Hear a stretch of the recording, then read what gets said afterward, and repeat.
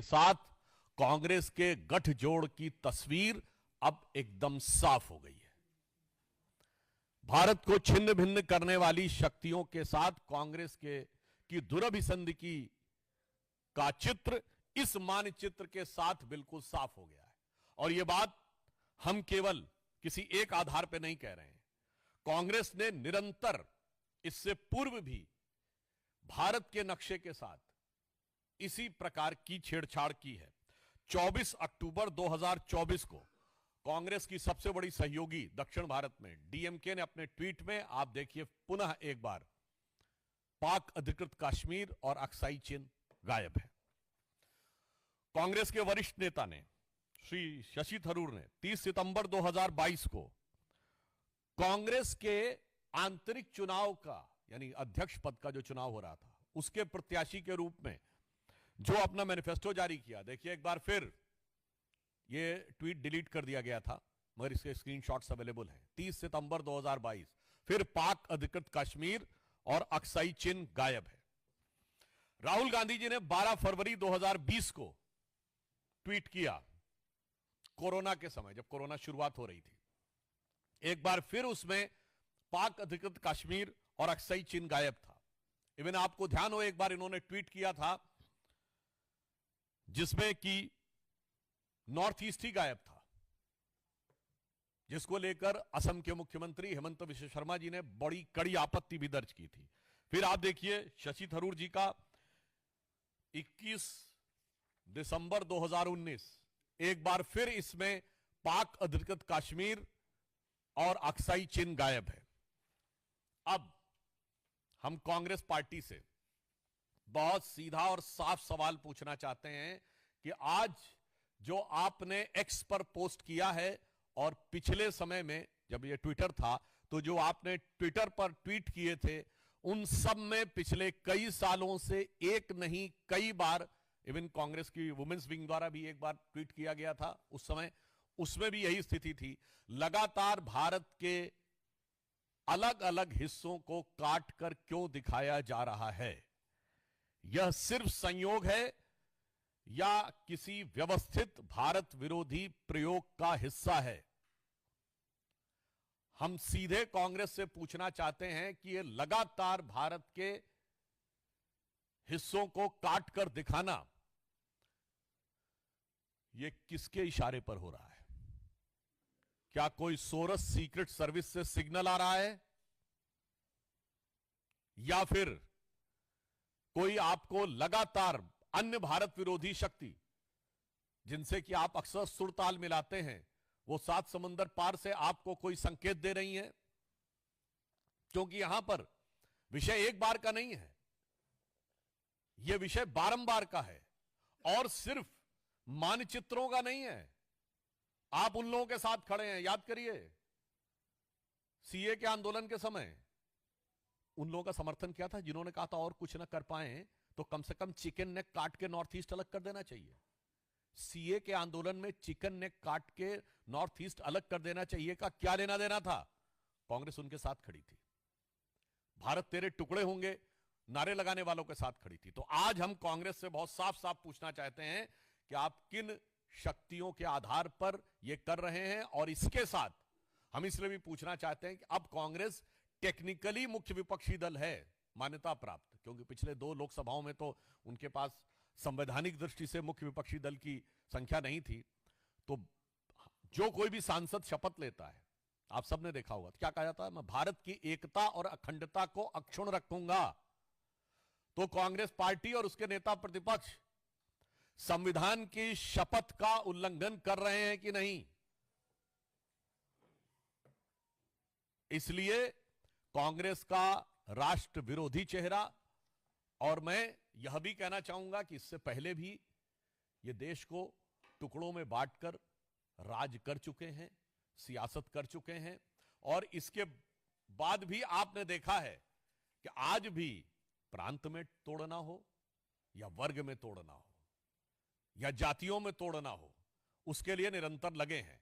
और यह बात मैं ऐसे नहीं कह रहा हूं, कांग्रेस के इसी कर्नाटक में जहां उनका कार्यक्रम चल रहा है, वित्त मंत्री डीके सुरेश जी का बयान याद है? जब उन्होंने कहा कि साउथ इंडिया टैक्स ज्यादा दे रहा है, तो पत्रकार ने उनसे पूछा तो क्या आप अलग होने के बारे में सोचेंगे? उन्होंने कहा हां, हम अलग होने के बारे में भी सोच सकते हैं। यह कांग्रेस सरकार के वित्त मंत्री का दिया गया बयान है। सैफुद्दीन सोज जम्मू कश्मीर कांग्रेस के अध्यक्ष रहे, जिन्होंने कहा कश्मीर को भारत से अलग हो जाना चाहिए, अपनी किताब में लिखा है। ये जम्मू कश्मीर कांग्रेस के अध्यक्ष रहे हैं। राहुल गांधी जी की भारत जोड़ो यात्रा में तमिलनाडु में वो एक ऐसे पादरी जॉर्ज पुनिया को साथ में लेते हैं जो कहता है कि मेरी दृष्टि में भारत की धरती इतनी अपवित्र है कि मैं इसलिए जूते पहनता हूं कि उसके ऊपर मेरा हाथ टच ना हो जाए। इसलिए पूछना चाहता हूं, जब बेलगावी में आप एकत्र हैं तो क्या आपके बीच में कोई मंथन हुआ है कि भारत को किस प्रकार से छिन्न भिन्न करना है? यह उसी की अभिव्यक्ति हुई है?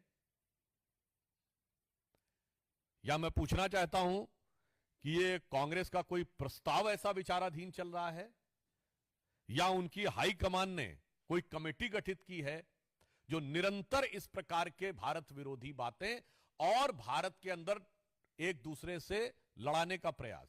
याद करिए तमिलनाडु के मंत्री ने क्या बोला था बिहार वालों के लिए। तेलंगाना में कांग्रेस की सरकार है, वहां के मंत्री और मुख्यमंत्री क्या बोल चुके हैं उत्तर भारत और विशेषकर बिहार वालों के लिए? यह क्या है? एक दूसरे के प्रति नफरत। इसलिए यहां से कांग्रेस की मानसिकता साफ हो जाती है कि इनको देश के टुकड़े करके भी, समाज के टुकड़े करके भी, संस्कृति को अपमानित करके भी, वर्ग प्रांत और भाषा के ऊपर लड़ाकर भी येन केन प्रकारेण सत्ता प्राप्त करनी है। और अब ये जो निरंतर नक्शे दिखाए हैं, इससे कांग्रेस की का नक्शा कदम क्या है ये बहुत साफ हो गया है। परंतु हम अंत में यह आश्वस्त करना चाहते हैं कि प्रधानमंत्री श्री नरेंद्र मोदी जी के नेतृत्व में ऐसी सभी शक्तियों को लेकर सरकार सजग है, और हमें पूर्ण विश्वास है कि जितनी सरकार सजग है उतनी ही इस देश की जनता भी सजग है, सतर्क है, और एक पैनी नजर इन ताकतों पर रखे हुए है, और इनके मंसूबे कभी कामयाब नहीं होंगे। तो मैं इस पंक्ति के साथ समाप्त करता हूं कि जाति प्रांत और वर्ग भेद के भय को दूर भगाता है, भ्रम को दूर भगाता है। आज जो कांग्रेस प्रयास कर रही है भ्रम फैलाने का, जाति प्रांत और वर्ग भेद के भ्रम को दूर भगाता है। सबके मन का भाव एक है, सबकी भारत माता है, अनेकता में ऐक्य मंत्र को जन जन फिर अपनाता है। और देखो प्यारा देश हमारा आगे बढ़ता जाता है, और कोई भी विरोधी शक्तियां, प्रतिगामी शक्तियां भारत के इस विकास को, भारत की शक्ति को रोकने में सफल नहीं होंगी। यह प्रधानमंत्री श्री नरेंद्र मोदी जी के नेतृत्व में भाजपा और एनडीए सरकार का संकल्प है। ठाकुर रविंद्र सिंह, जी न्यूज। टीआरएस।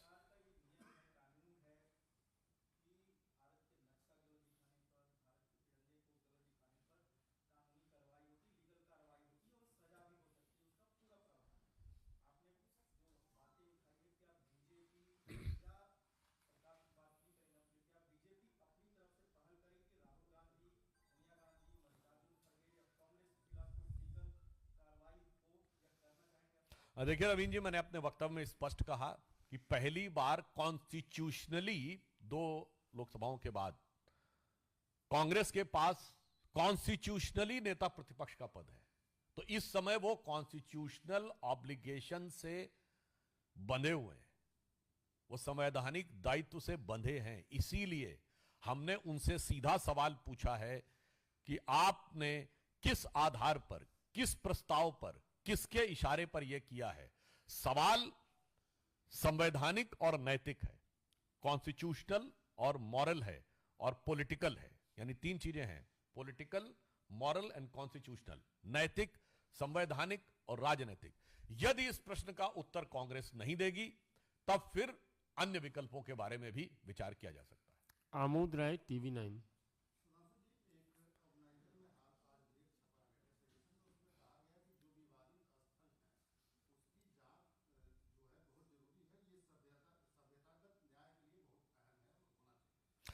देखिए, इस विषय के ऊपर सर्वोच्च न्यायालय ने अपना मंतव्य दे दिया है।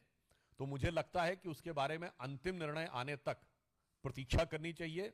और जहां तक सभ्यतागत अन्याय का विषय है, तो ये इस विषय के ऊपर एक सौहार्द बना रहे, ये सामाजिक दायित्व भी है। इसलिए सभ्यतागत अन्याय का के ऊपर गर्व करने की भावना से भी बचना चाहिए। कमलेश सिंह जी।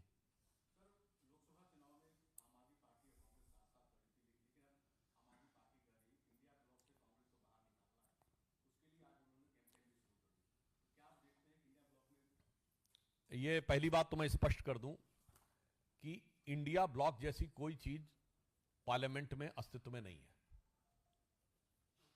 इससे साफ समझ में आ जाता है कि एक धोखा था।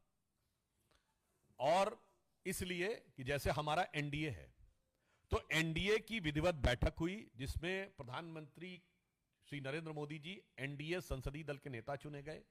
एक एक सांसद का साइन किया हुआ प्रस्ताव है और लोकसभा अध्यक्ष के पास भी उसकी सूचना है और राज्यसभा के सभापति के पास।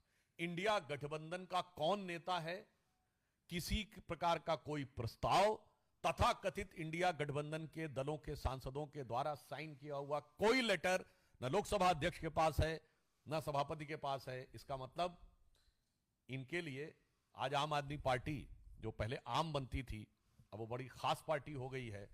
तो इनके लिए मैं कहना चाहूंगा कि बेनकाब चेहरे हैं, दाग बड़े गहरे हैं। बेनकाब चेहरे हैं, दाग बड़े गहरे हैं, और टूटता तिलिस्म आज सच से भय खाता हूं। और आगे की लाइन थी, ये जानते कब लिखा गया था? जब जनता पार्टी का गठबंधन टूट रहा था, तो अटल जी ने दुखी होकर यह लिखा था। जब गठबंधन टूट रहा था, क्योंकि सब आपस में बहुत सारी कारणों से आज स्वार्थ के कारण जुड़े अलग हो रहे हैं, तो उन्होंने लिखा था गीत नहीं गाता। तो वही उन्होंने लिखा था, आज उनके ऊपर लागू होता दिख रहा साफ इंडी गठबंधन पे कि बेनकाब चेहरे हैं, दाग बड़े गहरे हैं, टूटता तिलिस्म आज सच से भय खाता हूं, गीत नहीं गाता हूं। कि तो इनका गीत सिरे नहीं चढ़ रहा। एक मिनट, आनंद पांडे।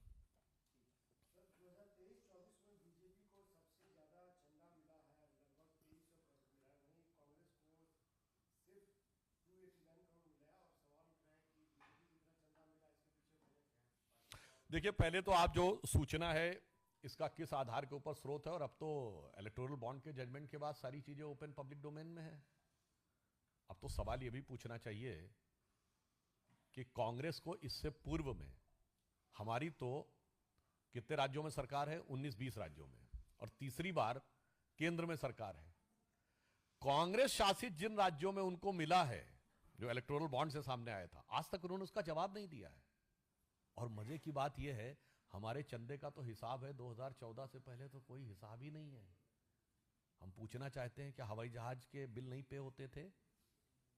क्या जो लोग उनके कार्यकर्ता जाते थे उनका होटल में रहना, गाड़ी, इन सबके खर्चे नहीं होते थे? एक पाई का हिसाब नहीं है। इसीलिए मेरा मानना है कि इस विषय पे हमारी सरकार का प्रयास और पार्टी का प्रयास पूर्ण पारदर्शिता का है, और इसका मैं प्रमाण देना चाहता हूं। दिल्ली का भी चुनाव होने वाला, आपको याद हो ना, 8-10 साल पहले आम आदमी पार्टी ने एक बार कहा था चाय पार्टी करते हैं, और चाय पार्टी की टिकट कितने का था? 20,000 रुपए का। याद है 20,000 रुपए क्यों था? क्योंकि तब तक नियम यह था कि 20,000 रुपए तक का अगर किसी ने कंट्रीब्यूशन दिया है तो उसका डिटेल देने की जरूरत नहीं है, वो कैश में दे सकता है। इसीलिए 20,000 रुपए की चाय थी। अच्छा, चाय क्यों थी? 20,000 में तो खाना भी खिलाया जा सकता है, खाने में तो काउंटिंग हो जाएगी कि कितने लोगों ने खाया। चाय में कोई काउंटिंग नहीं हो सकती कि कितने लोग आके पी गए। हमारी सरकार ने, मोदी जी की सरकार ने आने के बाद उस 20,000 को 2,000 कर दिया। अब चाय पिलाना मुश्किल हो गया है, चाय वाले ने जिस मुकाम पे पहुंचाया है। मोहित भट्ट।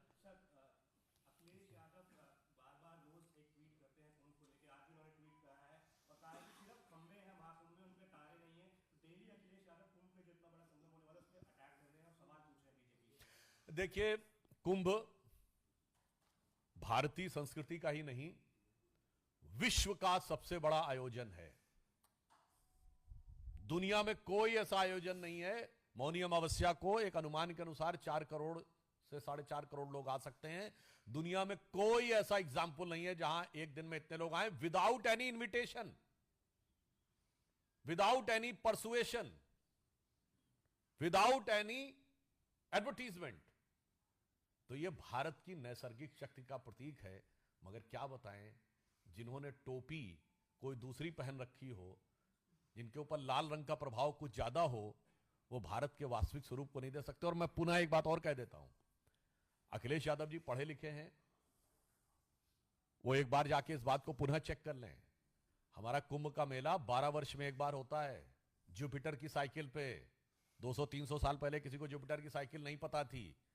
तो प्रयाग का कुंभ तब होता है जब बृहस्पति वृष राशि में होते हैं, चंद्रमा भी वृष राशि में होते हैं और सूर्य मकर में होते हैं। सेलेस्टियल क्लॉक से होने वाले दुनिया के सबसे बड़े आयोजन में जो कोई व्यक्ति गलती देखना चाहे तो मुझे लगता है उसकी दृष्टि का दोष है, और उसे दृष्टि दोष के निवारण के लिए कुछ पूजा पाठ अनुष्ठान कराना चाहिए।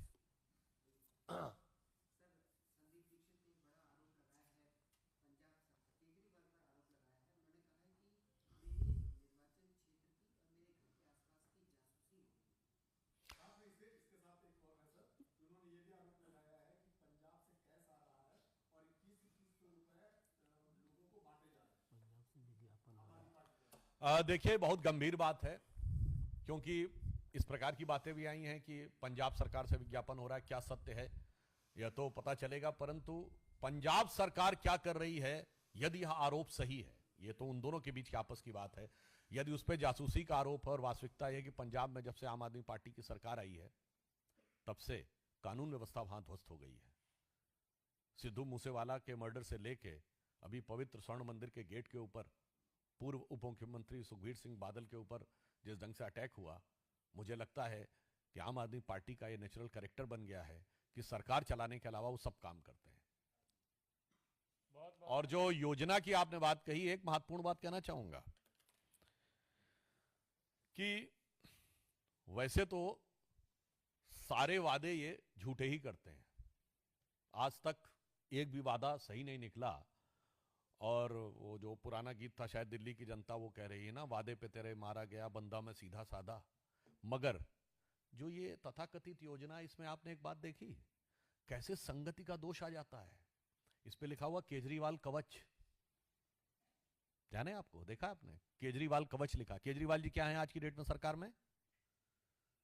न वो मुख्यमंत्री हैं, न वो मंत्री हैं, न संसदीय विधायक दल के नेता हैं, चीफ विप तक नहीं है।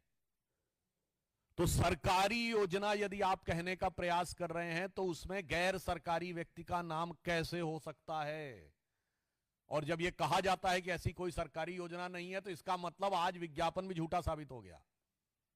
या ये वही संगति का प्रभाव है कि मनमोहन सिंह जी सरकार चलाते थे और फोटोवा पे बड़ी बड़ी फोटो सोनिया गांधी जी की होती थी। देखिए, इसे कहते हैं कि नई राजनीति का दावा करने वाले केजरीवाल जी, शायद कांग्रेस वाले उनसे कह रहे होंगे कि रफ्ता रफ्ता वो मेरी हस्ती का साया हो गए।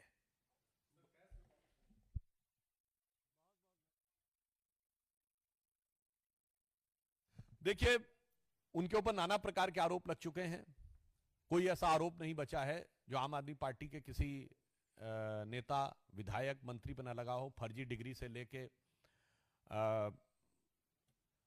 स्वास्थ्य में भ्रष्टाचार से लेके एक पौवे के बदले दूसरा पौवा फ्री देने से लेके, माफियाओं के साथ बातचीत करने से लेके, और उनके एक विधायक के ऊपर उनकी पत्नी ने आरोप लगाया था कि कुत्ते से कटवाते थे।